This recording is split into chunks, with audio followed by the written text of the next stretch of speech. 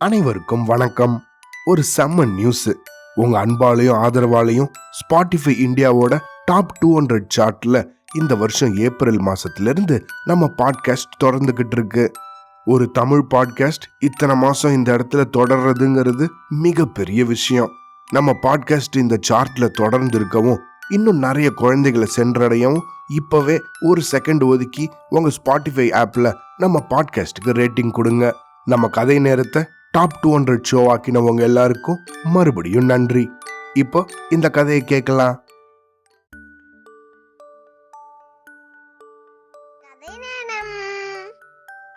அம்புலி மாமா கதைகள். தவளை ராஜன். முன்னாடி ஒரு காலத்துல சென்னைக்கு பக்கத்துல இருக்க மகாபலிபுரத்துல அரசன் ஒருத்தன் இருந்தான். இந்த அரசனுக்கு கல்யாணமாகி சில வருஷங்கள் ஆயிருந்துச்சு. இவனோ நிறைய விரதங்கள் பூஜைகள் எல்லாம் செஞ்சிட்டு இருந்தான். அப்படி இருந்த சமயத்துல ஒரு நாள் ராணி தங்களோட அரண்மனை நந்தவனத்துல இருக்க குளத்துல குளிச்சிட்டு இருந்தாங்க. அந்த சமயம் இந்த குளத்திலிருந்து ஒரு அழகான தவளை ஒண்ணு பொன்னிறத்துல மினுக்கு மினுக்குன்னு நல்லா ஜொலிச்சுச்சு. இப்படி ஜொலிச்சபடியே இந்த ராணியோட முன்னாடி இந்த தவளை நீந்தி போச்சு. இந்த ராணியும் இந்த தவளைய பார்த்து ரொம்ப ஆச்சரியப்பட்டாங்க. அடடா, எப்பா எவ்வளவு அழகா இருக்கு இந்த தவளை, தங்க நிறத்துல இப்படி தக தகன்னு மின்னுதே அப்படின்னு ரொம்ப சந்தோஷப்பட்டாங்க. அப்புறம் அத பார்த்தபடி தன்னோட மனசுலயே நினைச்சுக்கிட்டாங்க, ஆஹா இந்த தவளை எவ்வளவு அழகாக இருக்கு, நிச்சயமா இது தவளைகளுக்கெல்லாம் அரசனாக தான் இருக்கணும். எனக்கே பின்னாட்கள்ல ஒரு பெண் குழந்தை பிறந்தா அவளுக்கு இந்த தவளைய கொடுத்து விவாகம் செஞ்சு வைக்க மாட்டேனா அப்படின்னு தன்னோட மனசுல நினைச்சுக்கிட்டாங்க. இந்த ராணி இப்படி தன்னோட மனசுல நினைச்ச நொடியே அப்படியே நடக்கும் அப்படிங்கிற பாவனையில இந்த தவளையும் தன்னோட தலைய அசைச்சு லொடக் அப்படின்னு தண்ணிக்குள்ள போயிடுச்சு. இந்த சம்பவம் நடந்து சில மாதங்கள்லேயே இந்த ராணி கர்ப்பம் தரிச்சாங்க. அந்த செய்தியை கேட்ட அரசனோ அளவு கடந்த சந்தோஷம் அடைஞ்சாரு. 10 மாதங்கள் முடிஞ்சதும் இந்த ராணிக்கு அழகாக ஒரு பெண் குழந்தை பிறந்தது. குழந்தை பிறந்த 10வது நாள் அன்னைக்கு இந்த அரசன் புரோகிதர்களை எல்லாம் வரவழைச்சு குழந்தைக்கு நாமகரணம் செஞ்சு வச்சாரு. புரோகிதர்களோ இந்த குழந்தைக்கு பத்மாவதி அப்படின்னு பேர் வச்சாங்க. பத்மாவதின்னு பேர் கொண்ட இந்த பத்மாவோ நாளொரு மேனியும் பொழுதொரு வண்ணமுமாக சீக்கிரமா வளர ஆரம்பிச்சா. வளர்ந்து பல வருஷங்களுக்கு அப்புறமா தன்னோட திருமண வயதையும் அடைஞ்சா. இந்த சந்தோஷத்துல ஆழ்ந்த ராணிக்கு அன்னைக்கு குளத்துல குளிச்சும் போது நடந்த அந்த சங்கதி எல்லாம் ஞாபகத்துக்கே வரல. அதனால தன்னோட மகளுக்கு திருமணம் செஞ்சு வைக்கணும் அப்படின்னு தீர்மானிச்சாங்க. இந்த விஷயத்தை கேள்விப்பட்ட இந்த தங்க தவளையோ கோபத்தோட குளத்தையெல்லாம் கோலாகலம் செய்ய தொடங்கிச்சு. இதுக்கு அடுத்த நாளே இந்த பத்மாவதி குளத்துல குளிக்க போகும்போது இந்த தவளை அவளோட தோள் மேல ஏறி குதிச்சுது. இந்த பொண்ணும் அத பார்த்து பயத்தோட குளத்தை விட்டு வெளியே ஓடி வந்தா. ஆனா இந்த தவளையோ திரும்பவும் அவ பின்னாடியே ஓடி வந்து அவ தோள் மேல ஏறி குதிச்சுது. எவ்வளவு தடவை இந்த தவளைய தள்ளி விட்டாலும் அது அவளை விட்டு பிரியவே இல்ல. பத்மாவதியோ என்ன பண்றதுன்னு தெரியாம இந்த தவளைய தன்னோட மடியில போட்டுக்கிட்டு அரண்மனைக்கு போனா. அப்படி போகும்போது அவளோட தோழிகள் எல்லாம் அவளை பார்த்து, ஏய் இது என்னது, இது என்ன எடுத்துட்டு போற, இப்படி என்ன மறைச்சு வச்சிருக்க அப்படின்னு கேட்டாங்க. இந்த கேள்விக்கு என்ன பதில் சொல்றதுன்னு தெரியாத முழிச்ச பத்மாவதியோ, ஒண்ணுமில்ல வெத்தலைய தான் கொண்டு போறேன் அப்படின்னு சொன்னா. இத கேட்ட மடியில இருந்த தவளை கோவத்தோட தொப் அப்படின்னு வெளியே குதிச்சுது. குதிச்சு இந்த பத்மாவதிய பார்த்து, தவளைய தான் கொண்டு போறேன்னு தைரியமாக சொல்லு, வெற்றலை கட்டுன்னு வீணாக பொய் சொல்லாத, வெக்கப்படாம தவளை ராஜனை கொண்டு போறேன்னு சொல்லு அப்படின்னு இந்த தவளை ஒரு பாட்டே பாட ஆரம்பிச்சிடுச்சு. இந்த பாட்டை பாடினபடியே தவளை திரும்பவும் தோள் மேலேயே ஏறி உக்காந்துக்குச்சு. இத பார்த்த அங்க கூடியிருந்த பெண்கள் எல்லாம் அதிசயத்தோட அப்படியே பிரமிச்சு போயிட்டாங்க. அதுக்கப்புறமா பத்மாவதியோ இங்க நடந்த விஷயத்தை எல்லாம் தன்னோட அம்மா கிட்ட சொன்னா. அப்போதான் இந்த ராணிக்கு பல வருஷத்துக்கு முன்னாடி தான் பார்த்த இந்த தவளையோட ஞாபகம் வந்துச்சு. அப்புறமா நடந்த அந்த விஷயங்களை எல்லாம் தன்னோட மகள் கிட்ட எடுத்து சொன்னாங்க இந்த ராணி. அதை கேட்ட பத்மாவதியோ தன்னோட தாய் சொல்படி நடக்கணும் அப்படின்னு தீர்மானிச்சா. அரசனும் அரசியும் தங்களோட மகளோட சம்மதத்துப்படி அவளை இந்த தவளைக்கே கொடுத்து விவாகம் செஞ்சு வச்சாங்க. கல்யாணம் முடிஞ்சதும் இந்த பத்மாவதி தன்னோட பெற்றோர்கள் கிட்ட ஆசீர்வாதம் வாங்கிக்கிட்டு தன்னோட தவளை கணவனை தோள் மேல ஏத்திக்கிட்டு தவம் செய்ய காட்டுக்கு போனா. அப்படி இவோ 1 வருஷ காலம் கடும் தவம் செஞ்சா. இவளோட தவத்தை மெச்சி பரமசிவனும் பார்வதியும் நேர்லேயே தோன்றி உனக்கு என்ன வரம் வேண்டும் அப்படின்னு கேட்டாங்க. அதுக்கு இந்த பத்மாவதியோ என்னுடைய கணவனுக்கு மனித உருவம் கொடுக்கணும் அப்படின்னு கேட்டா. அப்படி கேட்ட உடனேயே அப்படியே நடக்க கடவுது அப்படின்னு சொல்லி அவங்க அப்படியே மறைஞ்சிட்டாங்க. உடனே இந்த தவளையோ ஒரு அழகான ராஜகுமாரனை போல உருவம் பெற்று பத்மாவதி முன்னாடி நின்னா. அவளோ தன்னோட கணவனை ரொம்ப சந்தோஷத்தோட அரண்மனைக்கு கூட்டிட்டு போனா. அவளோட பெற்றோர்களான மன்னரும் அரசியும் ரொம்ப மகிழ்ச்சி அடைஞ்சு தன்னோட மகளுக்கு இந்த தவளை அரசகுமாரனுக்கும் வெகு விமரிசையாக திருமணம் செஞ்சு வச்சாங்க. அன்னிலிருந்து பத்மாவதி தன்னுடைய கணவனான இந்த தவளை ராஜனோட இணை பிரியாம மகிழ்ச்சியாக வாழ்ந்தா.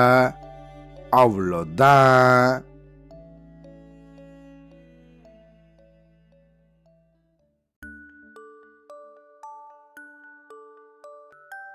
திருக்குறள் கதைகள்.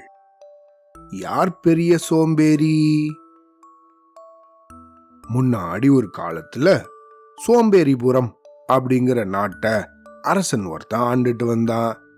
அவனோ எப்பையும் மத்தவங்க என்ன செய்யறாங்களோ அதுக்கு அப்படியே நேர்மாறாக நடந்துக்குவான்.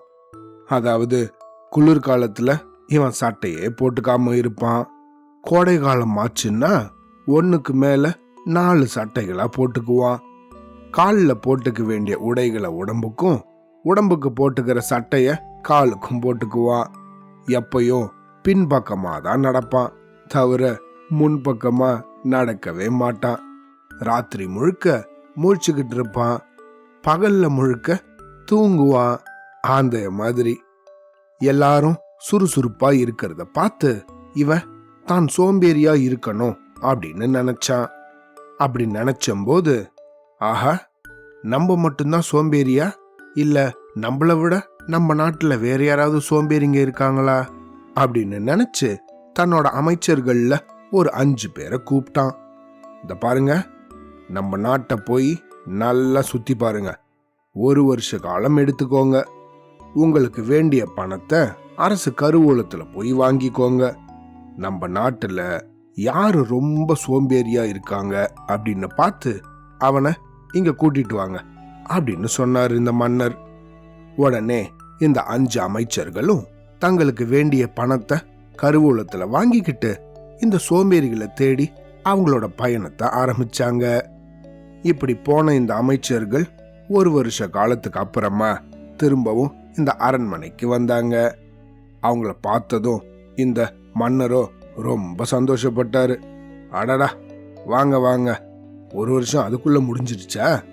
சரி சரி, நீங்க போயிட்டு வந்த காரியம் எப்படி இருந்துச்சுன்றத பார்ப்போம் அப்படின்னு சொல்லி முதலாவதா நின்னுகிட்டு இருந்த ஒரு அமைச்சரை கூப்பிட்டு, இந்த பாருங்க, உங்களோட அனுபவத்தை சொல்லுங்க அப்படின்னு ரொம்ப ஆர்வமா கேட்டார் இந்த மன்னர்.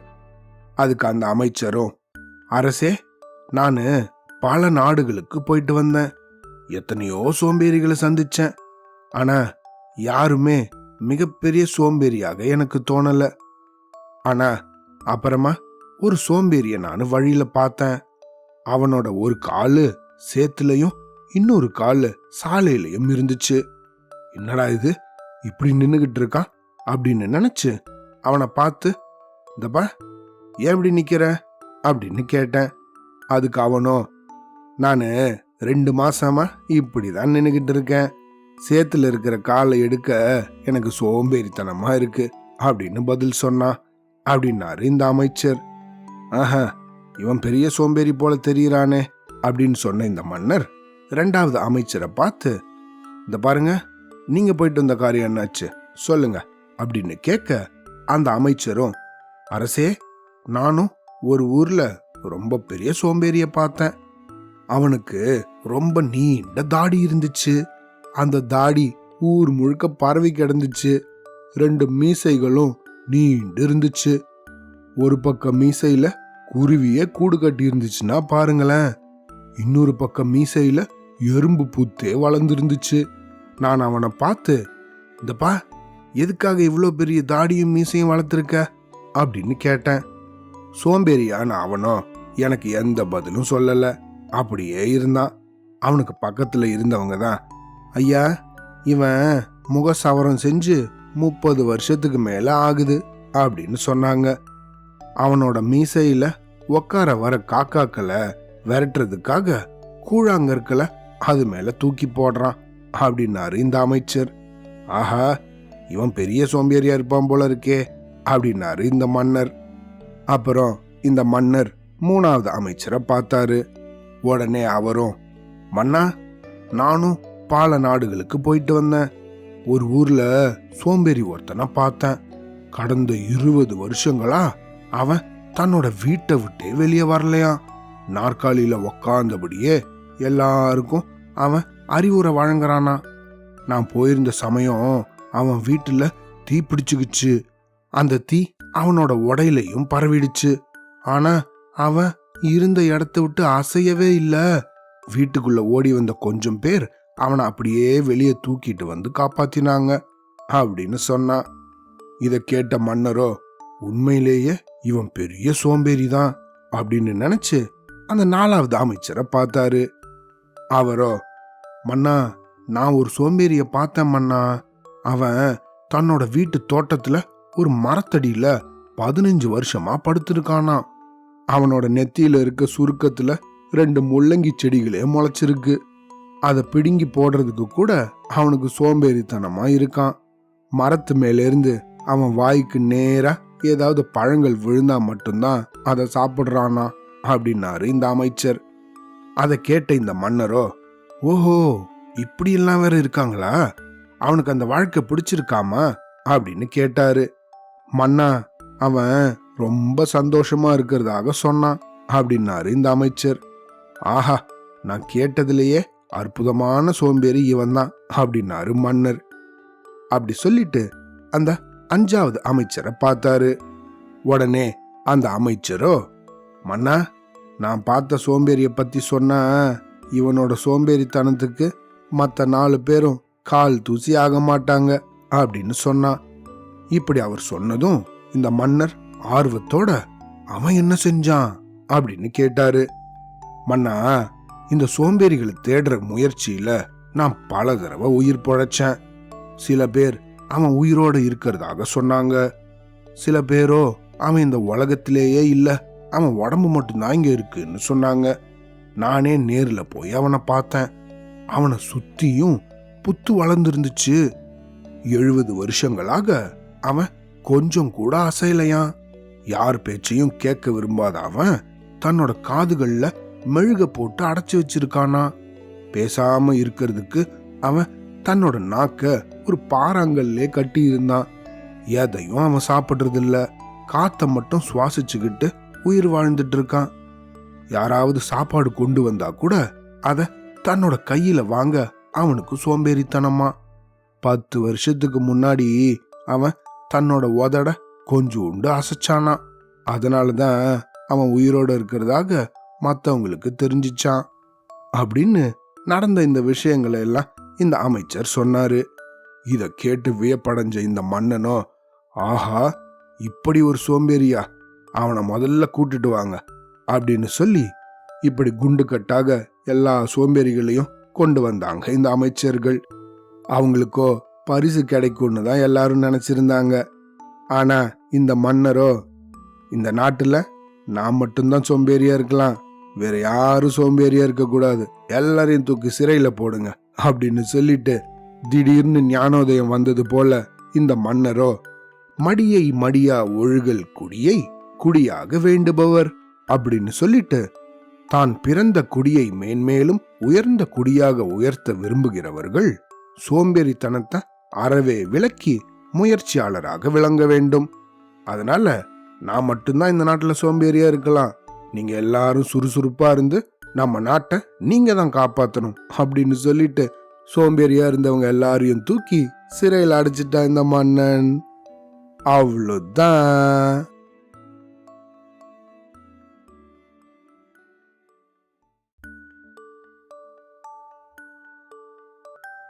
திருக்குறள் கதைகள். கோவக்கார முனிவர். நம்ம இந்திய நாட்டுல உத்தராகண்ட் அப்படிங்கிற மாநிலத்துல கார்வால் அப்படிங்கிற ஒரு இடத்துல தேவப்பிரயாகை, ருத்ரப்பிரயாகை, கர்ணப்பிரயாகை, விஷ்ணு பிரயாகை, நந்த பிரயாகை அப்படின்னு கங்கை ஆற்றோட துணை ஆறுகளான பாகீரதி ஆறு, ஆலகந்தா ஆறு, மந்தாகினி ஆறு, பிந்தர் ஆறு அப்படின்னு பல ஆறுகள் ஒன்னு சேர்ற இடம். இந்த 5 பிரயாகையில ருத்ரப்பிரயாகை பக்கத்துல இருக்க மந்தாகினி ஆறு கிட்ட ஒரு பெரிய காடு இருந்தது.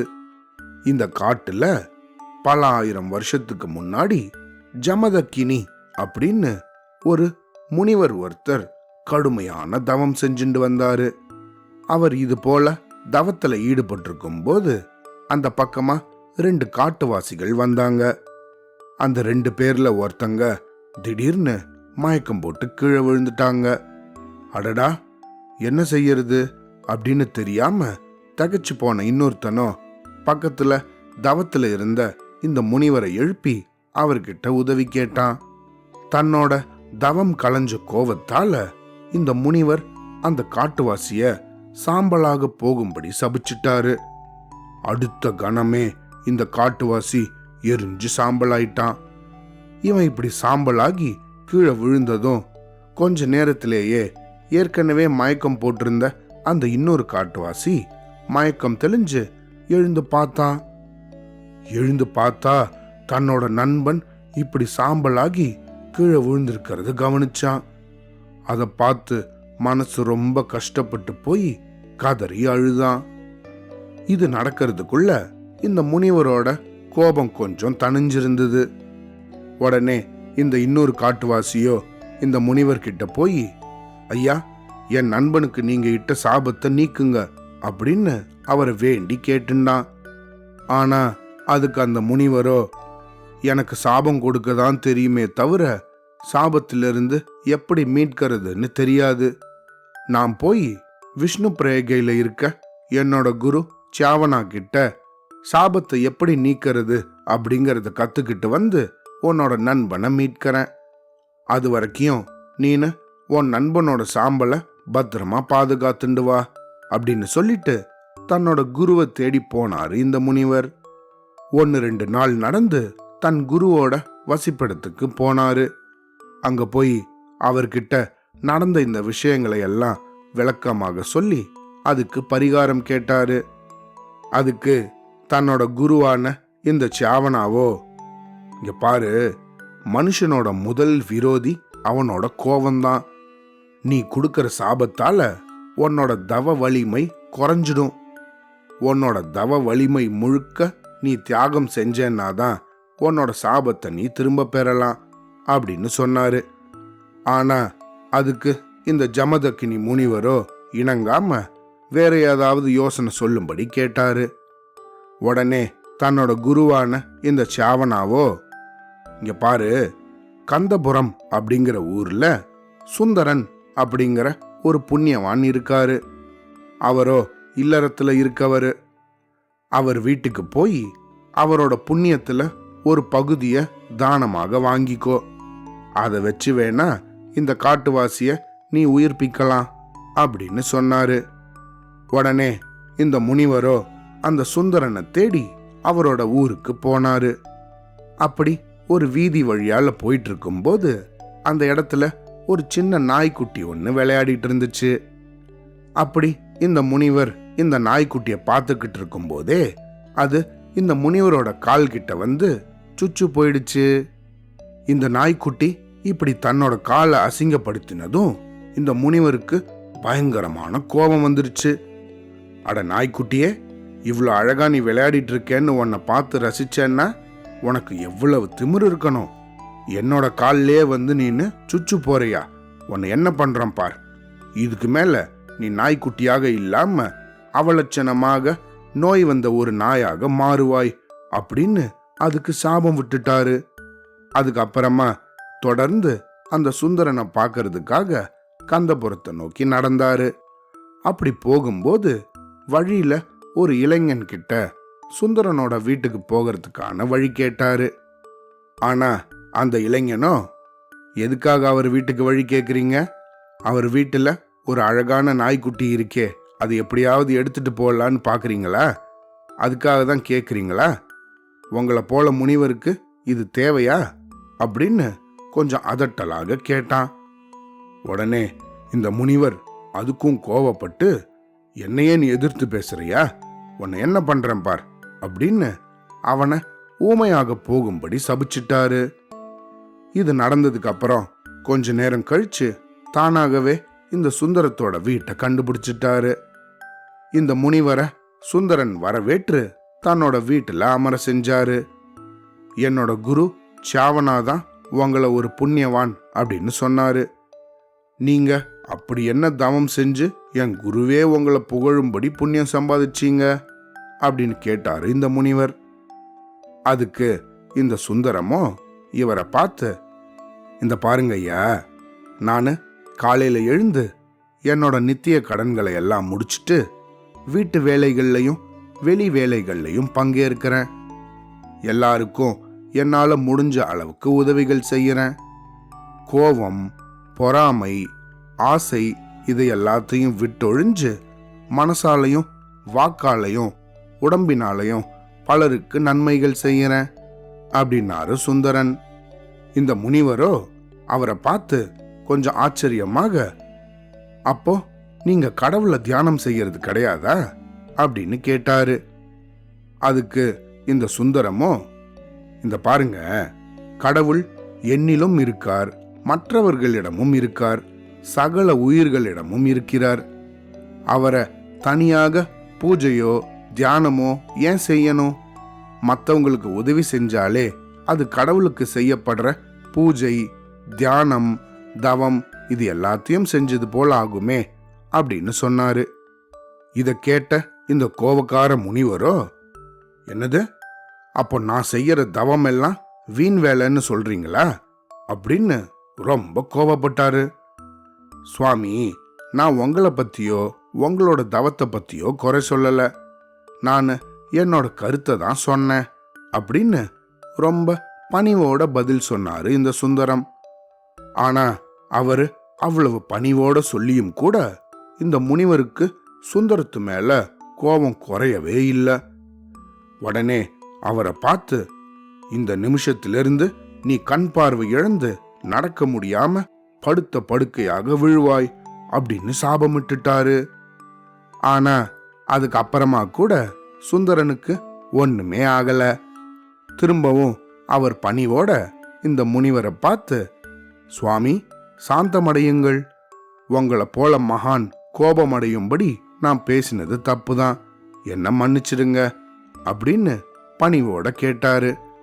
இந்த முனிவரோ, சுந்தரா, நான் உனக்கு இட்ட சாபம் உனக்கு பலிக்கவே இல்லையே, ஏன் அப்படின்னு கேட்டாரு. அதுக்கு இவரோ, சுவாமி அப்படி இல்ல, காட்டுவாசி, அந்த நாய்க்குட்டி, வழியில பார்த்த அந்த இளைஞன் அப்படின்னு இவங்க எல்லாருக்கும் நீங்க கொடுத்த சாபத்தால உங்களோட தவ வலிமை முழுக்க நஷ்டமாயிடுச்சு. நீங்க உங்க தவத்தோட பலன் முழுவதையும் இழந்துட்டீங்க. நான் மட்டுமில்ல, இனிமே நீங்க யாருக்கு சாபம் கொடுத்தாலும் அது பலிக்காது. சரி போகட்டும், நீங்க என்கிட்ட வாங்க வந்த அந்த புண்ணியத்தோட ஒரு பகுதிய உங்களுக்கு நான் இப்போ கொடுக்கறேன். அந்த புண்ணியத்தால நீங்க சாபமிட்டவங்க எல்லாருக்கும் இந்த கணத்திலிருந்து சாபம் நீங்கிடும். உங்களோட தவ வலிமைய இந்த வினாடியிலிருந்து நீங்க திரும்பவும் பெற்றுடுவீங்க. நீங்க விரும்பினா இப்ப வேணா எனக்கு சாபம் கொடுக்கலாம், அது நிச்சயமா பலிக்கும் அப்படின்னு சொன்னாரு. தன்னோட செய்கையால அவமானம் அடைஞ்ச இந்த முனிவர் சுந்தரனுக்கு நன்றி சொல்லிட்டு மௌனமாக தன்னோட குருவை தேடி போனாரு. வர வழியில தான் சாபமிட்டவங்க எல்லாரும் மறுபடியும் தங்களோட நல்ல நிலைக்கு மாறி இருக்கிறத இந்த முனிவர் கவனிச்சாரு. தன்னோட குருவான சாவனா கிட்ட நடந்த எல்லா விஷயங்களையும் சொல்லி அதுக்காக விளக்கம் கேட்டாரு இந்த முனிவர். அதுக்கு அந்த குருவோ, தவத்தினால் பல சக்திகளை அடையலாம், ஆனா தன்னோட கடமைய சிறப்பா செய்யறவனும் பிறருக்கு உதவி செய்யறதையே லட்சியமாக கொண்டவனுமான ஒரு மனுஷன் ஒரு தவ யோகியை விட அதிக புண்ணியம் செஞ்சவன் ஆகிறான் அப்படின்னு சொன்னாரு. அதுக்கு இந்த முனிவரோ, குருவே, இப்போ சுந்தரன் தான் செஞ்ச புண்ணியத்தை எனக்கு தானம் செஞ்சிட்டாரே, அதனால அவரோட சக்தியும் குறைஞ்சிருந்தானே அப்படின்னு ஒரு சந்தேகம் கேட்டாரு. அதுக்கு இந்த முனிவர்கிட்ட இந்த குருவோ, இந்த பாரு, மற்றவங்களுக்காக தன்னோட புண்ணியத்தையே தானம் செஞ்சதால அதுவே பெரிய புண்ணியம். சுந்தரனோட சக்தி குறையல, முன்னாடி இருந்ததை விட இப்போ அதிகமா தான் ஆயிருக்கு அப்படின்னு சொன்னாரு.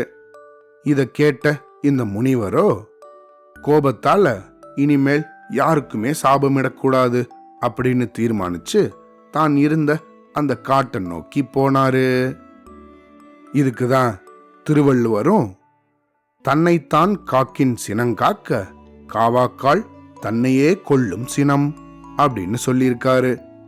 அதாவது யார் ஒருத்தன் தன்னைத்தானே காத்துக்கணும் அப்படின்னு நினைக்கிறானோ அவன் கோவத்தை கைவிடணும், இல்லைன்னா அந்த கோவமே அவனை அழிச்சிடும் அப்படின்னு சொல்லியிருக்காரு.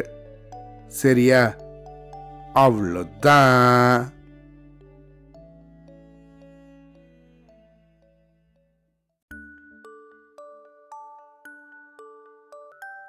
கற்பனை கதைகள்.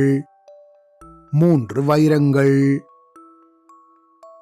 பல வருஷங்களுக்கு முன்னாடி உதகமண்டலத்துல தொட்டபெட்டா கஜா அப்படின்னு ஒரு திருடன் இருந்தான். அவனோ தன் பாட்டியோட வசிச்சுட்டு வந்தான். அட என் பேராண்டி, உன் வாழ்க்கை முறைய மாத்திக்கவே மாட்டியா? நானு எப்பதான் மகிழ்ச்சியா இருக்கிறது? நீனு நல்ல பையனா எப்ப இருப்ப? எதுக்காக இப்படி திருடுற? அடுத்தவங்களோட பொருள் எல்லாம் திருடக்கூடாதுன்னு உனக்கு எவ்வளவு வாட்டி சொல்லியிருக்கேன் அப்படின்னு ரொம்ப இந்த பாட்டி இந்த கஜாவை பார்த்து வருத்தப்பட்டுட்டே இருப்பாங்க. அப்படி இருந்த ஒரு சமயம் இந்த தொட்டபெட்டா கஜாவும் அவனோட பாட்டி கிட்ட, பாட்டி, நான் என்ன வேணும்னேவா திருடுறேன்? பள்ளிக்கூடம் படிக்கும்போது ஒழுங்கா படிக்காம போயிட்டேன், அதனாலதான் சரியான வேலை கிடைக்காம இப்படி திருடிட்டு இருக்கேன். நம்ம சாப்பிட்றதுக்கு எப்படியாவது சாப்பாடு வாங்கணும்ல, அதுக்காக தான் திருடுறேன் அப்படின்னு ஏதாவது சப்பக்கட்டு சொல்லிக்கிட்டே இருப்பான். அதுக்கு இந்த பாட்டியும் அவங்கிட்ட, சரி, நீ சொன்னதையே தான் சொல்லிக்கிட்டு இருப்ப, எப்பதான் திருந்த போறியோ? ஏதாவது ஒரு சின்ன விஷயத்திலேயாவது ஒன்ன திருத்திக்கலாம் இல்லையா அப்படின்னு ரொம்ப இந்த பாட்டி வருத்தப்பட்டு பேசிட்டே இருந்தாங்க. இந்த கஜாவும் கொஞ்ச நேரம் யோசிச்சுட்டு தன்னோட பாட்டி கிட்ட சொன்னான், பாட்டி, சரி, நீங்களும் ரொம்ப வருத்தப்படுறீங்க, பல தடவை சொல்லிட்டீங்க, அதனால நான் இனிமேல் பொய் சொல்றத நிறுத்திக்கிறேன். இந்த கணத்திலிருந்து நான் உண்மையை மட்டும்தான் பேச போறேன் அப்படின்னு சொன்னான். ரொம்ப சந்தோஷம்டா பேராண்டி, நீனு இத்தனை வருஷம் நான் சொன்னதுக்கு இந்த ஒரு வார்த்தையாவது கேட்டையே, சீக்கிரமா நல்ல ஒரு வேலையும் உனக்கு கிடைக்கட்டும் அப்படின்னு அவங்களோட பேரனை ஆசீர்வாதம் பண்ணாங்க. இப்படி தன்னோட பாட்டி தன்னை ஆசீர்வாதம் பண்ணதும் இந்த தொட்டபெட்டா கஜா அவனோட வேலையை பார்க்க வெளியே கிளம்பிட்டான்.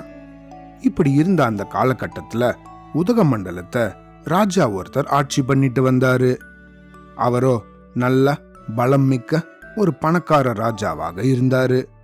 ஆனா இந்த ராஜாவுக்கோ ஒரு குறை இருந்துட்டே இருந்துச்சு. அதாவது தன்னோட ஆலோசகர்கள் எப்பயும் அவர்கிட்ட உண்மை பேசுறதே இல்ல அப்படின்னு இவர் ரொம்ப வருத்தப்படுவாரு.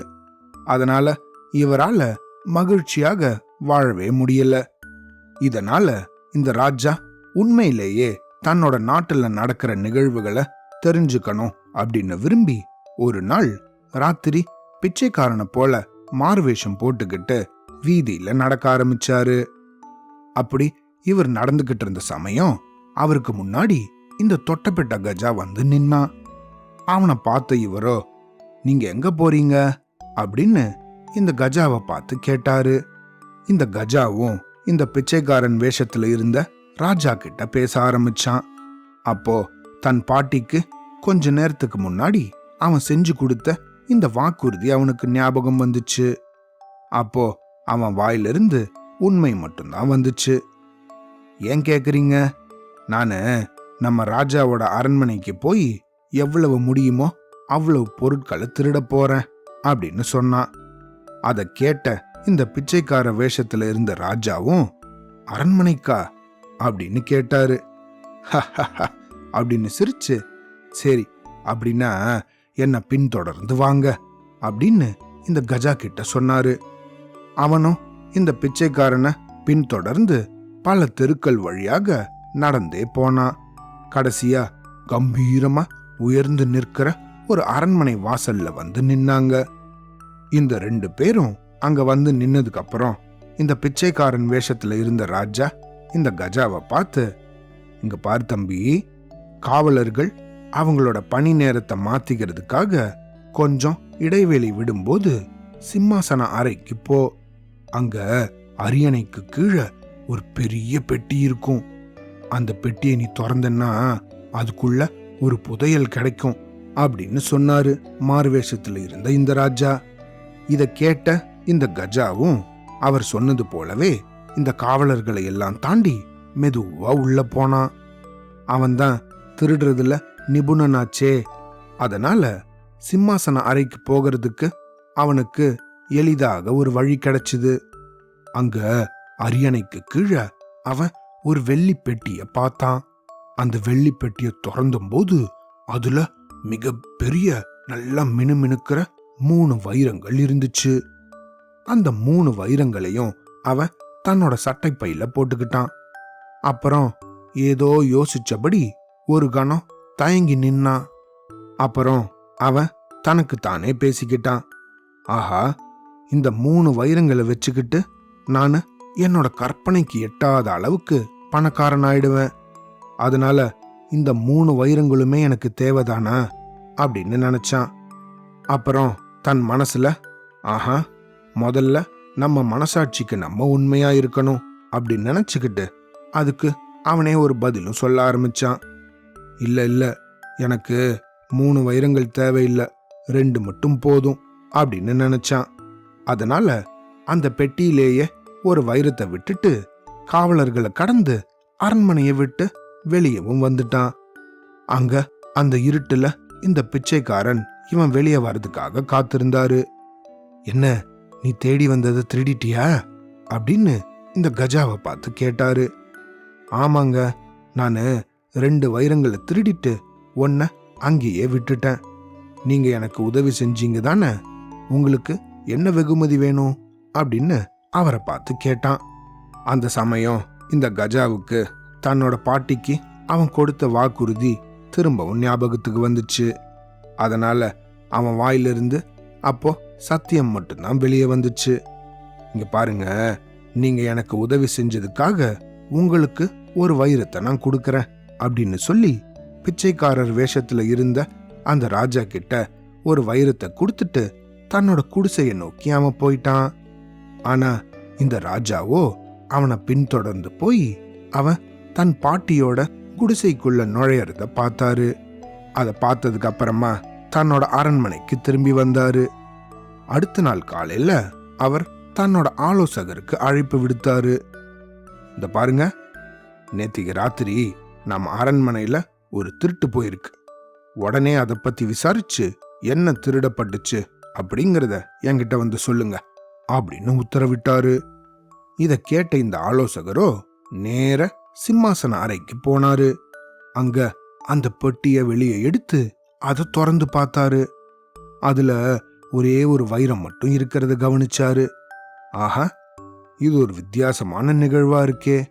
புதையல் திருட்டு போயிருக்கு, ஆனா எல்லாமே திருடப்படல அப்படின்னு தன்னோட மனசுல நினைச்சுக்கிட்டே அவரு சுத்தி முத்தி பார்த்தாரு. அப்படின்னு சிரிச்சபடி இந்த ஆலோசகர் தனக்குள்ளேயே சொல்லிக்கிட்டாரு. யாருக்கு இதெல்லாம் தெரிய போகுது அப்படின்னு நினைச்சுக்கிட்டு தன்னோட சட்டப்பையிலேயே அந்த பொட்டியில இருந்த மிச்சம் ஒரு வைரத்தையும் ஒளிச்சு வச்சுக்கிட்டாரு. அப்படி ஒளிச்சு வச்சுக்கிட்டு மன்னரை பார்த்து வேகமா ஓடி வந்தாரு. மன்னா, மன்னா, இங்க பாருங்க, நம்மளோட புதையல் எல்லாம் திருட்டு போயிடுச்சு, பெட்டி இப்போ காலியா இருக்கு அப்படின்னு சொன்னாரு இந்த ஆலோசகர். ஆமா, பெட்டி காலியா தான் இருக்கு அப்படின்னாரு இந்த மன்னர். அதுக்கப்புறமா தன்னுடைய காவலர்களை பார்த்து, இந்த பாருங்க, இந்த இடத்துல ஒரு திருடன் இருக்கான், அவன் பேரு கஜா, அவனை உடனே இங்க கூட்டிட்டு வாங்க அப்படின்னு அவன் வீட்டுக்கு ஆள் அனுப்பினாரு.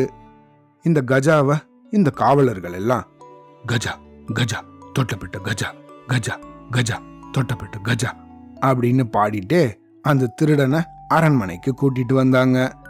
அந்த இடத்த அவனுக்கு தண்டனை கொடுக்கறதுக்காக தயாராக வச்சிருந்தாங்க. அப்படி கூட்டிட்டு வந்த அவங்கிட்ட, ஏன் இப்படி பண்ண, நீ ராஜாவோட புதையல திருடினையா, அந்த 3 வைரங்களையும் திருடினையா அப்படின்னாரு இந்த ஆலோசகர். அதுக்கு இந்த கஜாவோ, ஆமா, நான் தான் திருடினேன் அப்படின்னு நேர்மையா உண்மைய மட்டும் பேசினான். அப்புறமா அவன் தொடர்ந்து, ஆனா நான் 3 வைரங்களையும் திருடலையே, அதுல ஒரு வைரத்தை அந்த பெட்டியிலேயே விட்டுட்டேன், நானு 2 மட்டும்தான் திருடினேன் அப்படின்னு சொன்னான். இதை கேட்ட இந்த ஆலோசகரோ, பொய்யன், பயங்கரமா பொய் சொல்றான், 3 வைரங்கள் இருக்கும்போது எந்த திருடனாவது 2 வைரங்களை மட்டும் திருடுவானா அப்படின்னு சொன்னாரு. அதுக்கு கஜாவோ, ஆமா, நான் சொல்றதுதான் உண்மை அப்படின்னு சொன்னான். அப்புறமா இந்த ஆலோசகர் அவனை பார்த்து, சரி, 2 வைரங்களை திருடினன்னு சொல்ற, அது என்னாச்சு, அது காமி அப்படின்னு கேட்டாரு. இந்த கஜாவும் தன் சட்டப்பையில கைய விட்டு அதுல இருந்த ஒரு வைரத்தை மட்டும் எடுத்து நீட்டினான். இந்த பாருங்க, இதுதான் நான் திருடின ஒரு வைரம், இன்னொரு வைரத்தை எனக்கு உதவி பண்ண ஒரு பிச்சைக்காரனுக்கு கொடுத்துட்டேன் அப்படின்னு சொன்னான். இதை கேட்ட இந்த ஆலோசகரோ, பொய்யன், பொய்யன், பயங்கரமா பொய் சொல்றான், எந்த திருடன் தான் அவன் திருடினதை அடுத்தவங்க கூட பகிர்ந்துப்பான் அப்படின்னு கேட்டாரு. இப்போ அங்க யார் பேச ஆரம்பிச்சாங்க தெரியுமா? தன்னோட கம்பீரமான உடையில அங்க உட்கார்ந்து இருந்த அந்த ராஜா தான். இந்த ராஜா இப்போ சொன்னாரு, இந்த பாருங்க, இந்த திருடன் சொல்றதெல்லாம் உண்மைதான், பிச்சைக்காரன் உடையில மாறு வேஷத்துல அங்க போனது நான் தான், உண்மையிலேயே அவன் எனக்கு தான் அந்த இன்னொரு வைரத்தை கொடுத்தான், ஆனா மற்றொரு வைரமான அந்த 3வது வைரம் எங்க இருக்குன்னு பாப்போமா அப்படின்னு சொல்லி தன்னுடைய காவலர்கள் கிட்ட, இந்த பாருங்க, என் ஆலோசகரோட சட்டப்பையில அந்த இன்னொரு வைரத்தை தேடுங்க அப்படின்னு சொன்னாரு. ஆனா இந்த ஆலோசகரோ, அதெல்லாம் முடியாது, ஏன் சட்டப்பை, அதெல்லாம் முடியாது, ஏன் சட்டப்பைய நீங்க எதுக்கு தேடுறீங்க அப்படின்னு பயங்கரமா மறுத்தாரு. இருந்தாலும் இந்த காவலர்கள் தொடர்ந்து அந்த ஆலோசகரோட சட்டப்பையில தேட ஆரம்பிச்சாங்க. தேட ஆரம்பிச்சதுமே அந்த 3வது வைரம் கிடைச்சிடுச்சு. இந்த சமயம் அரண்மனைக்கு முன்னாடி கூடியிருந்த எல்லா மக்கள் கிட்டையும் அங்க இருந்த ராஜா சொன்னாரு, இந்த பாருங்க பொதுமக்களே, இப்போ என்னை ஏமாத்தின இந்த ஆலோசகரை, நான் இத்தனை நாளா நம்பி இருந்த இந்த மனுஷனை என்ன பண்ணலாம் அப்படின்னு கேட்டாரு. இத கேட்ட மக்களோ, அவரை தான் நீங்க முதல்ல தண்டிக்கணும், இந்த இளம் திருடனை கிடையாது அப்படின்னு எல்லாரும் ஒன்னா கத்த ஆரம்பிச்சாங்க. அதை கேட்ட ராஜாவும் கூட, உண்மையிலேயே நீங்க சொல்றது தான் சரி, இந்த ஆலோசகரை உடனடியாக சிறைக்கு கூட்டிட்டு போய் கடுமையாக தண்டனை கொடுங்க அப்படின்னு சொன்னாரு. உண்மை பேசுற இந்த தொட்டபெட்ட கஜாவை என்ன பண்ணலாம் அப்படின்னு கேட்டாரு ராஜா. என்ன இப்படி கேக்குறீங்க மன்னா? இனிமேல் அவனை தான் உங்களோட புது ஆலோசகராக நீங்க நியமிக்கணும் அப்படின்னு சொன்னாங்க. இத கேட்ட மன்னரும், என் மனசுல நினைச்சத நீங்களே சொல்லிட்டீங்க, அப்படியே ஆகட்டும் அப்படின்னு சொன்னாரு. இது போல உண்மை பேசின இந்த கஜாவை தன்னோட ஆலோசகராக நியமிச்சாரு மன்னர். ஆனா கதை இதோட முடியல. இந்த கஜாவோ மன்னருக்கு ஆலோசகராக நியமனம் ஆனதுக்கு அப்புறமா அவரை பார்த்து, மன்னா, உங்களுடைய ஆலோசகர் ஒரு தவறு செஞ்சிட்டாரு. நானும் இதுவரைக்கும் பல தவறுகள் செஞ்சவன் தான். இப்படி உங்களுடைய ஆலோசகராக ஆக்கப்பட்டதுக்கு அப்புறமா என்னுடைய முழு வேலையும் தேச நலனுக்காக மட்டும்தான் இருக்கும். நான் எப்பயும் உண்மையான ஆலோசனையை மட்டும்தான் நிச்சயம் சொல்வேன். அப்படி உங்களுக்கான என்னுடைய முதல் ஆலோசனையை சொல்லவா அப்படின்னு சொல்லிட்டு மன்னரை பார்த்து, மன்னா, உங்களோட ஆலோசகருக்கு அவர் தன்னை தானே திருத்திட்டு வாழ 2வது வாய்ப்பை நீங்க வழங்கணும். இதுதான் உங்களுக்கு நான் கொடுக்கிற முதல் ஆலோசனை அப்படின்னு சொல்லிட்டு, எனக்கு எப்படி 2வது வாய்ப்பு வழங்கப்பட்டுச்சோ அது போலவே அவருக்கும் அப்படிப்பட்ட ஒரு வாய்ப்பை நீங்க வழங்கணும் அப்படின்னு சொல்லி தன்னுடைய ஆலோசனைய சொன்னாங்க கஜா. இந்த ஆலோசனையை கேட்ட மன்னரும் கஜா சொன்னதுல இருந்த உண்மையை புரிஞ்சுக்கிட்டு கடுமையான தண்டனையை நீக்கி ஒரு சின்ன தண்டனையை மட்டும் தன்னோட ஆலோசகருக்கு வழங்கினாரு. அதுக்கப்புறமா கஜாவோட ஆலோசனைகள் மூலம் தன்னுடைய நாட்டை பல விதத்திலையும் சிறப்பாக ஆட்சி பண்ணிட்டு வந்தாரு. அவ்வளோதான்.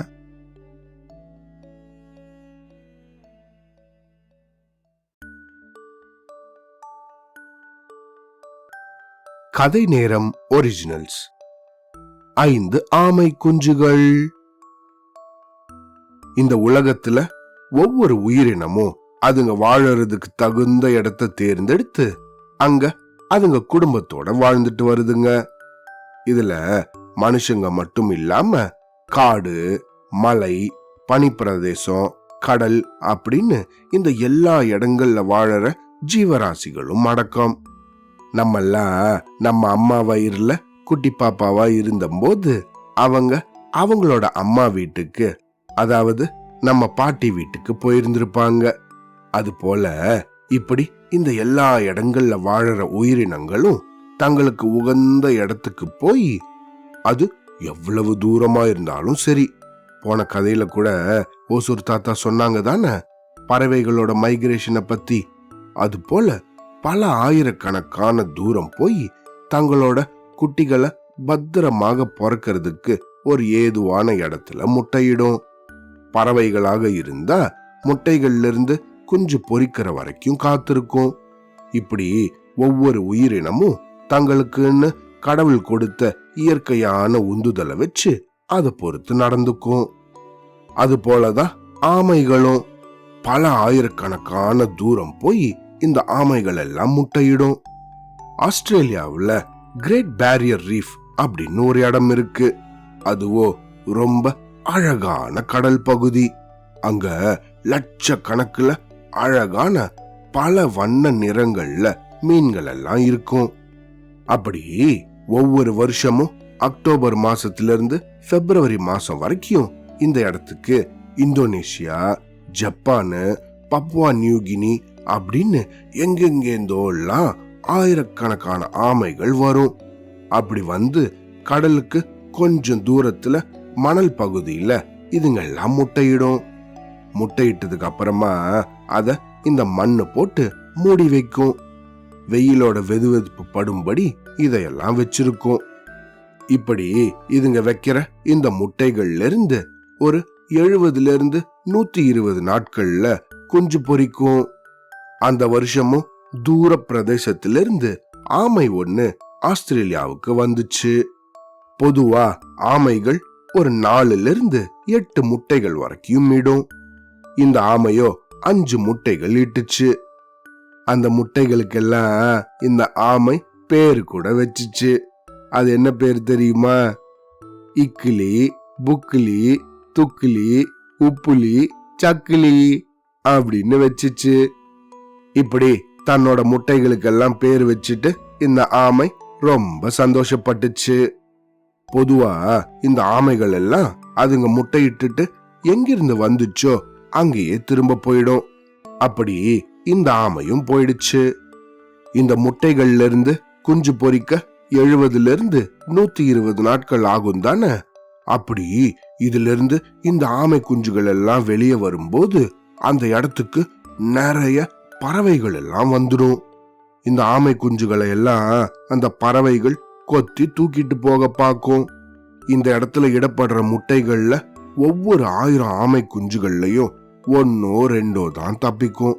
தப்பிச்சு கடலுக்குள்ள போய் நுழைஞ்சிரும். மிச்சம் இருக்கிற ஆமை குஞ்சுகளை எல்லாம் இந்த பறவைகளே கொத்திட்டு போயிடும். அப்படி இந்த ஆமை போனதுக்கு அப்புறமா அது இட்ட முட்டைகள் எல்லாம் ஒரு 100 நாட்களுக்கு அப்புறமாக கொஞ்சம் கொஞ்சமா கரக் கரக் அப்படின்னு உடைஞ்சு அதுல இருந்து குஞ்சுகள் பொரிக்க ஆரம்பிச்சிச்சு. அதுல இருந்து இக்கிளி, புக்கிளி, துக்கிளி, உப்புளி, சக்கிளி இதுங்க எல்லாம் வெளியே வந்துச்சு. வெளியே வந்து கண்ணை திறந்து பார்த்தா முன்னாடி அவ்வளவு பறவைகள், அவ்வளவு ஆமை குஞ்சுகள் இருந்துச்சு. இந்த ஆமை குஞ்சுகள் எல்லாம் கடலை நோக்கி போகிறதுக்காக முயற்சி பண்ணிக்கிட்டு இருந்துச்சு. அப்படி முயற்சி பண்ணிக்கிட்டு இருந்த இந்த ஆமை குஞ்சுகளையோ பறவைகள் எல்லாம் கொத்திக்கிட்டு போக பார்த்துக்கிட்டு இருந்துச்சு. இதுங்களோ தங்களோட முட்டையிலிருந்து வெளியே வந்ததும் பொறுமையா நடக்கிற இந்த விஷயத்தை எல்லாம் பார்த்துக்கிட்டே இருந்துச்சுங்க. ஆஹா, நம்ம ஜாக்கிரதையா தண்ணிக்குள்ள போகணும், இந்த பறவைங்க கிட்ட மாட்டிக்கவே கூடாது அப்படின்னு நினைச்சுச்சுங்க. இந்த ஆமைகள் எல்லாம் முட்டையா இருக்கும் போதே இதோட அம்மா தன் மனசுக்குள்ள, இங்க பாருங்க கண்ணுங்களா, நீங்க இந்த உலகத்துக்கு வந்ததும் அந்த இடத்துல நிறைய பறவைகள் இருக்கும். அதையெல்லாம் பார்த்து நீங்க பயந்துடக்கூடாது. உங்க பக்கத்திலேயே இருக்கிற முட்டைகள்ல தான் உங்களோட தம்பி, தங்கச்சி, அண்ணா, அக்கா எல்லாரும் இருக்காங்க. எல்லாரும் எப்பவும் ஒன்னா இருக்கணும். நீங்க வெளியே வர சமயத்துல நானு தூர தேசத்துல இருப்பேன். ஆனா அதுக்காக நீங்க பயந்துடக்கூடாது. கடலுக்கு போகிறதுக்கு அவசரப்படாம பொறுமையா ஜாக்கிரதையா போங்க அப்படின்னு சொல்லிக்கிட்டே இருக்கும். நம்மெல்லாம் கூட குட்டி பாப்பாவா அம்மா வயிறுல இருக்கும்போது நமக்கு இந்த மாதிரி தான் அம்மாக்கள் நிறைய தைரியம் சொல்லுவாங்க. நிறைய தைரியம் தரக்கூடிய புத்தகங்களை எல்லாம் படிப்பாங்க. அவங்க வணங்குற கடவுள்கள் கிட்ட நமக்காக நிறைய வேண்டிப்பாங்க. அது போலதான் இந்த ஆமையும் தன்னோட இந்த முட்டைகள் கிட்ட முன்னாடியே சொல்லி வச்சிருந்துச்சு. அப்படி இந்த குஞ்சுகள் எல்லாம் முட்டையிலிருந்து வெளியே வந்ததும் தங்களோட அம்மா சொன்னது எப்படியோ இதுங்க மனசுல ஒண்ணு போல இருந்துச்சு. இதுங்க எல்லாம் ஒவ்வொன்னும் ஒரு யோசனை பண்ண ஆரம்பிச்சுச்சுங்க. இந்த 5ல் 2 ஆமை குஞ்சோ மண்ணுல நல்லா அமுங்கி அந்த மண்ணை அப்படியே தள்ளிக்கிட்டே நேர இந்த தண்ணிய நோக்கி போச்சுங்க. அப்படி போய் தண்ணிக்குள்ளேயும் நுழைஞ்சிருச்சு. இன்னொரு ஆமை குஞ்சோ இந்த பறவைகள் எல்லாம் எங்க இருக்கு அப்படின்னு இந்த பக்கமும் அந்த பக்கமும் பார்த்துக்கிட்டே குடுகுடுன்னு கொஞ்சம் ஓடும். அப்புறம் அப்படியே நின்னு மண்ணுக்குள்ள ஒளிஞ்சுக்கும். அப்புறம் கண்ணை மட்டும் வெளியே வச்சு இந்த பக்கமும் அந்த பக்கமும் பார்க்கும். அப்புறம் ஆஹா, இந்த பறவை கொஞ்சம் தூரத்துல தான் இருக்கு அப்படின்னு நினைச்சு திரும்பவும் குடுகுடுன்னு ஓடி ஒரு இடத்துல நிக்கும். இப்படியே செஞ்சு செஞ்சு ஒரு வழியா இந்த 3வது ஆமை குஞ்சும் கடலுக்குள்ள போய் நுழைஞ்சிச்சு. இன்னும் இந்த இக்கிளியும் சக்கிலியும் தான் பாக்கி. இதுங்களோட முட்டைகள் பக்கத்துல இருந்த மத்த எல்லா முட்டைகளும் கூட பொரிஞ்சு அதுல இருக்கிற எல்லா ஆமைகளும் கிட்டத்தட்ட தண்ணிக்குள்ள போயிடுச்சுங்க. ஆனா நிறைய பறவைகள் மட்டும் அங்க இருந்துச்சு. இப்படி கடைசியில இருக்கிற ஆமை குஞ்சுகளுக்கு ஒரு பிரச்சனை உண்டு. அது என்னன்னா, நிறைய பறவைகள் இதுங்களுக்காக காத்துக்கிட்டு இருக்கும். அப்படி இந்த இக்கிலியும் சக்கிலியும் பொறுமையா ஊர்ந்துகிட்டே போச்சுங்க. அப்படி போயிட்டே இருக்கும்போது இதுங்க ரெண்டும் ஒரு மண்ணு மேட்டில இருந்து டப்புக்கு டப்புக்குன்னு உருண்டு விழுந்துகிட்டே போச்சுங்க. இதுங்க தொப்புன்னு உழுந்து உருண்டுகிட்டே போற சத்தம் பக்கத்துல இருந்த ஒரு பறவை காதுல கேட்டுடுச்சு. டபக் அப்படின்னு அது தலையை திருப்பி இந்த 2 ஆமை குஞ்சுகளையும் பார்த்துச்சு. இதுங்க இப்படி உருண்டு வரத அதே நேரத்துல தண்ணிக்குள்ள இருந்த மிச்சம் 3 ஆமை குஞ்சுகளும் பார்த்துக்கிட்டே இருந்துச்சுங்க. ஆஹா, சீக்கிரம் வாங்க 2 பேரும், சீக்கிரம் வாங்க, பத்திரமா வாங்க அப்படின்னு தங்களோட மனசுல நினைச்சுக்கிட்டே இருந்துச்சுங்க. உருண்டு புரண்ட இந்த ரெண்டும் கடகடன்னு தங்களோட சின்ன கைகளை வச்சுக்கிட்டு மண்ணை தள்ளிக்கிட்டே நேர இந்த கடல்ல நோக்கி வேகமா போயிட்டு இருந்துச்சுங்க. அப்படி வேகமா போன இந்த ரெண்டுல இக்கிலியும் ஒரு வழியா தண்ணிக்குள்ள போய் சேர்ந்துச்சு. ஆனா கிட்டத்தட்ட தண்ணி கிட்ட வந்த இந்த சக்கிலிய அந்த பறவையோ டப்புன்னு அதோட கழுத்தை பிடிச்சு தூக்க முயற்சி பண்ணுச்சு. ஆனா சக்கிலியோ அதோட சின்ன கையால அந்த பறவையோட வாயிலேயே டப்புக்கு அப்படின்னு ஒரு தள்ளு தள்ளி கீழே விழுந்துச்சு. விழுந்து திரும்பவும் வேகமா தண்ணிய நோக்கி ஓட ஆரம்பிச்சிச்சு. அந்த பறவையோ திரும்பவும் சக்கிலிய தன்னோட அழகால பிடிச்சிச்சு. ஆனா இதுவோ இன்னும் கொஞ்சம் பலத்தோட தன்னை கீழே தள்ளிக்கிட்டு இறங்கிச்சு. அது கீழே விழுந்ததும் இந்த பறவையோ சரி விடு போகட்டும், நம்ம தான் ஏற்கனவே நல்லா சாப்பிட்டுட்டோமே, அவ்வளவு ஒன்னும் நமக்கு இப்ப பசிக்கல அப்படின்னு நினைச்சுக்கிட்டே இருந்துச்சு. அது அப்படி நினைச்சு முடிக்கிறதுக்குள்ள சக்கிலி தண்ணிக்குள்ளேயே நுழைஞ்சிடுச்சு. அப்பாடா, நல்லபடியா இதுங்க 5 இந்த பறவைங்க கிட்ட இருந்து தப்பிச்சு தண்ணிக்குள்ள நுழைஞ்சிடுச்சுங்க. இதுங்கெல்லாம் இப்படி தண்ணில நுழைஞ்ச சமயம் எங்கேயோ இருந்த இதுங்களோட அம்மா முகத்துல திடீர்னு ஒரு புன்முறுவல் வந்துச்சு. அப்படி அது புன்முறுவல் செஞ்ச சமயத்திலேயே ஆஹா, நம்மளோட குஞ்சுகள் எல்லாம் பத்திரமா தண்ணியில இறங்கிடுச்சுங்க அப்படின்னு அதுக்கு புரிஞ்சிடுச்சு. தண்ணிக்குள்ள நுழைஞ்ச இதுங்க 5 ஆஹா, ஏதோ ஒரு சக்தி தான் நம்ம இப்படி தப்பிக்கிறதுக்காக முன்னாடியே நமக்கு சொல்லி கொடுத்துருக்கு அப்படின்னு நினைச்சுக்கிட்டு ஜம்முன்னு நீந்தி போச்சுங்க. இதுக்குதான் அனுபவமே தலை சிறந்த ஆசான் அப்படின்னு சொல்லுவாங்க. தன்னோட அனுபவத்தை வச்சு இந்த தாய் ஆமை தன்னோட முட்டைகளுக்கு எப்படி தப்பிக்கணுங்கிறத முன்னாடியே சொல்லிக்கிட்டே இருந்துச்சு தானே. அது போல இந்த அம்மாவோட அனுபவத்தை வச்சு இந்த 5 ஆமை குஞ்சுகளும் நல்லபடியா பறவைகள் கிட்ட இருந்து தப்பிச்சு சந்தோஷமாக கடலுக்குள்ள போச்சுங்க. அவ்வளோதான்.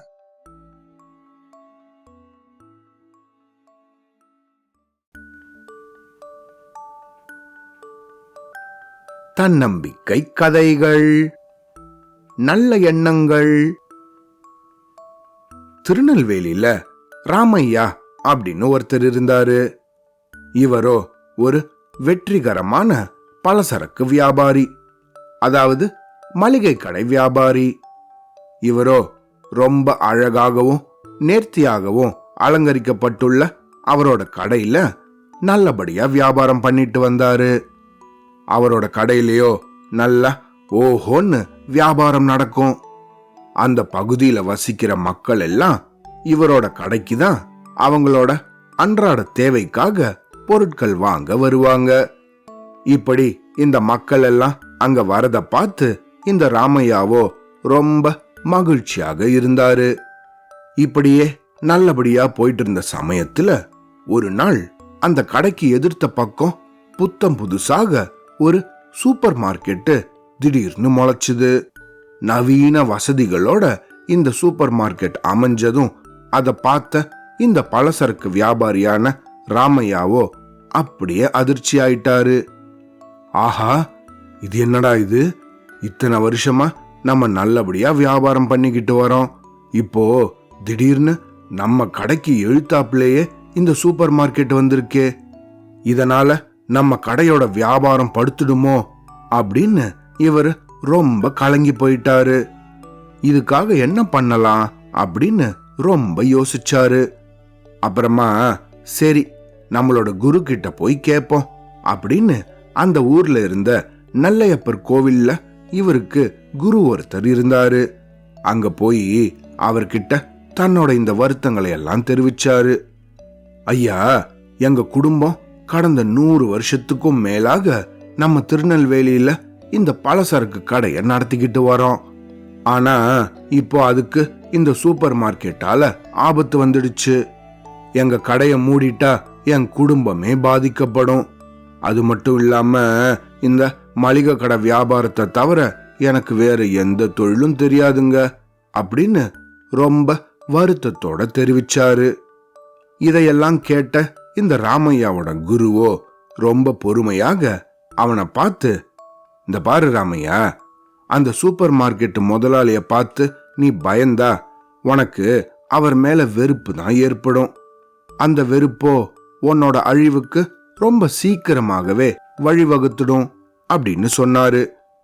இத கேட்டு ரொம்ப குழம்பி போன இந்த ராமையாவோ, குருவே, அப்ப நான் என்னதான் பண்றது அப்படின்னு கேட்டாரு. அதுக்கு அந்த குருவோ, இந்த பாரு, தினந்தோறும் காலங்கார்த்தால எழுந்து உன் கடைக்கு முன்னாடி நின்னுக்கிட்டு கடவுளை வணங்கு. கடவுளே, என் கடையில நல்லபடியாக வியாபாரம் நடக்கணும், நிறைய செல்வம் குவியணும் அப்படின்னு நல்லபடியாக பிரார்த்தனை பண்ணு. அப்புறமா அப்படியே திரும்பி நின்னு அந்த சூப்பர் மார்க்கெட் இருக்கிற திசைய பார்த்து, கடவுளே, அந்த கடைக்காரரும் நல்லா இருக்கணும், அந்த கடையிலையும் நல்லபடியா வியாபாரம் நடக்கணும் அப்படின்னு பிரார்த்தனை செய்யி அப்படின்னு இவனுக்கு ஆலோசனை சொன்னாரு.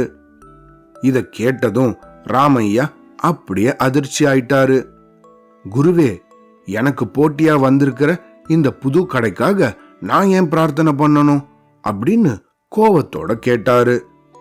அதுக்கு இந்த குருவோ, இந்த பாரு ராமையா, எல்லாருக்கும் நல்லது நடக்கணும் அப்படின்னு நினைச்சு நீ பிரார்த்தனை செஞ்சன்னா உனக்கும் நல்லது நடக்கும். ஆனா அதை விட்டுட்டு அடுத்தவங்களுக்கு கேடு வரணும் அப்படின்னு நீ சாபம் விட்டன்னா அந்த கேடு உனக்கே திரும்பி வரும் அப்படின்னு இந்த குரு ரொம்ப அமைதியாக சொன்னாரு. இப்படி இந்த குரு வழங்கின ஆலோசனையை கேட்டுட்டு தன் வீட்டுக்கு திரும்பி போன ராமையாவோ ஒரு வருஷத்துக்கு அப்புறமாக இந்த குருவை திரும்பி வந்து சந்திச்சாரு. அப்ப அவர்கிட்ட, குருவே, நீங்க சொன்னது போலவே நான் நடந்துகிட்டேன், இன்னைக்கு என் கடைய மூடுற நிலைமையே வந்துடுச்சு அப்படின்னு சொன்னாரு. இந்த ராமையாவோ தன்னோட குரு சொன்னது போலதான் ஒரு வருஷமா நடந்துகிட்டாரு. இருந்தாலும் அவரோட கடைய ஏன் மூடினாரு? இந்த கதை நமக்கு உணர்த்துற கருத்து என்ன, அதையும் கேட்போமா? இப்போ இந்த ராமையா தான் தன் கடைக்கு எழுத்தாப்புல இருந்த அந்த சூப்பர் மார்க்கெட்டோட முதலாளி. அதனால அவர் தன்னோட பழைய கடைய மூடிட்டாரு. இந்த கதை என்ன கருத்தை உணர்த்துது? அதாவது, இந்த உலகத்துல நம்ம யாருமே தனியாக வாழல. இந்த பிரபஞ்சத்துல ஒவ்வொரு அம்சமும் ஒன்னோடு ஒன்னு இணைஞ்சு நல்லா நெய்யப்பட்டிருக்கு. இது ஒவ்வொன்னும் அறிவியல் உண்மைகள். அதாவது, நம்மளோட எண்ணங்களுக்கு இந்த அண்ட வெளியையும் தாண்டி போகிற திறன் உண்டு. நம்ம உணர்ற அனுபவங்கள், நம்ம அளிக்கும் உபசரிப்புகள், இது எல்லாம் இந்த பிரபஞ்சம் நெடுக ஊடுருவி பாயும். ஒருத்தரை பத்தின நல்ல எண்ணங்கள் அவங்கள தெரியாமையே அடுத்தவங்களை சென்றடையும். அதாவது, சில சமயம் நம்ம வெளியே போகும்போது அப்பதான் ஒருத்தரை முதல் தடவை பார்ப்போம். ஆனாலும் நம்மளையே அறியாம அவங்கள பார்த்து நம்ம புன்னகைப்போம். அதே போல நம்மளையும் பார்த்து அடுத்தவங்க புன்னகைப்பாங்க. எப்படி இருக்கீங்க? நல்லா இருக்கீங்களா? இல்லைன்னா தலைய மட்டும் ஆட்டி ஒரு புன்னகை செஞ்சுட்டு போவாங்க தானே. அதெல்லாம் தான் இந்த விஷயம். அப்படி ஒருத்தரை பத்தின நல்ல எண்ணங்கள் அவங்களையே அறியாம அடுத்தவங்களை சென்றடையும். நம்ம ஒவ்வொருத்தருமே ஏதாவது ஒரு விதத்துல அடுத்தவங்களோட எண்ணங்களை உணர்றோம். அது நல்லதோ இல்ல தீயதோ எதுவா இருந்தாலும் சரி, நம்ம உணர்ந்தாலும் உணரலைன்னாலும் இந்த தவிர்க்க முடியாத செயல்பாடு நம்ம வாழ்க்கையில தொடர்ச்சியாக நிகழ்ந்துகிட்டே தான் இருக்கும். தன் குரு கிட்ட பேசிட்டு போனதுக்கு அப்புறமா இந்த ராமையாவோ அந்த சூப்பர் மார்க்கெட் முதலாளிய வெறுக்க ஒன்னும் இல்ல. மாறாக தினந்தோறும் அவரை வாழ்த்தி அவருக்காக வேண்டிக்கிட்டு வந்தாரு. இதனால ஒரு கட்டத்துல அவங்க 2 பேரும் நல்ல நண்பர்களாகவே ஆகிட்டாங்க. அதுக்கப்புறமா சீக்கிரமாவே இந்த ராமையா அந்த சூப்பர் மார்க்கெட்டோட ஒரு பங்குதாரராகவும் ஆனாரு. ராமையாவோட குடும்பத்துக்கு பல வருஷமாக இந்த மளிகை கடை நடத்திட்டு வர அனுபவம் இருக்கு. அப்படிங்கறதால இந்த சூப்பர் மார்க்கெட்டையும் நல்லா திறன்பட அவரால் நடத்த முடிஞ்சிச்சு. இத பார்த்த அந்த முதலாளியோ சூப்பர் மார்க்கெட்டோட எல்லா உரிமைகளையும் இந்த ராமையாக்கே கொடுத்துட்டு அவரு மகிழ்ச்சியோட தன்னோட சொந்த ஊருக்கே போயிட்டாரு. இப்படி இந்த ராமையா தன் குரு சொன்னது போல கடவுள்கிட்ட நல்ல எண்ணங்களை செலுத்தி தனக்காகவும் அடுத்தவங்களுக்காகவும் வேண்டிக்கிட்டதால தான் தன்னுடைய பயத்திலிருந்து வெளிவந்து நல்ல ஒரு நிலைமைய அடைஞ்சாரு.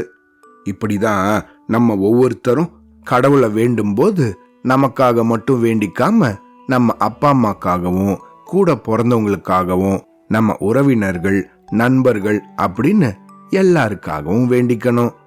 சரியா? அவ்வளோதான்.